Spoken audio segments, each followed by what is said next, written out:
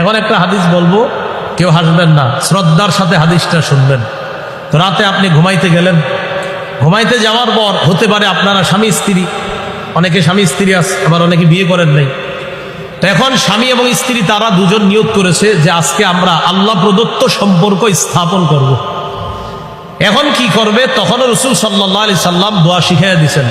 সহিহ বুখারীর ৬,৩৮৮ নম্বর হাদিসের বর্ণনা।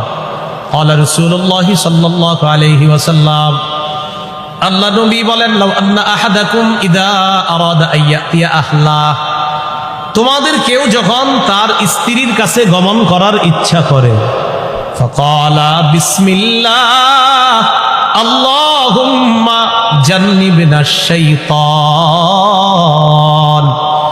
দোয়ায় বলবে বিসমিল্লাহ, আল্লাহর নামে, আল্লাহ জান্নিবনাশ শাইতান, আল্লাহ আমাদেরকে শয়তানের থেকে দূরে রাখেন, ওয়া জান্নিবিশ শাইতানা মা রাযাকতানা, আল্লাহ আমাদেরকে যে সন্তান আপনি দান করবেন এই সন্তান থেকেও আপনি শয়তানকে দূরে রাখেন।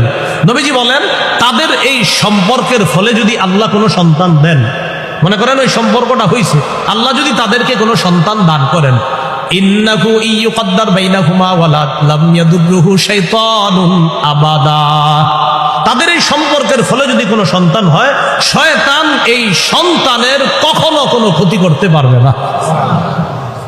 এই জন্য সুন্নাহ সব ক্ষেত্রে আমরা বাস্তবায়ন করার চেষ্টা করা। তো আল্লাহ আমাদেরকে বিসমিল্লাহ শিখিয়ে দিলেন কেন? সব ভালো কাজের শুরুতে বিসমিল্লাহ পড়া। আমরা আমল করার চেষ্টা করব ইনশাআল্লাহ।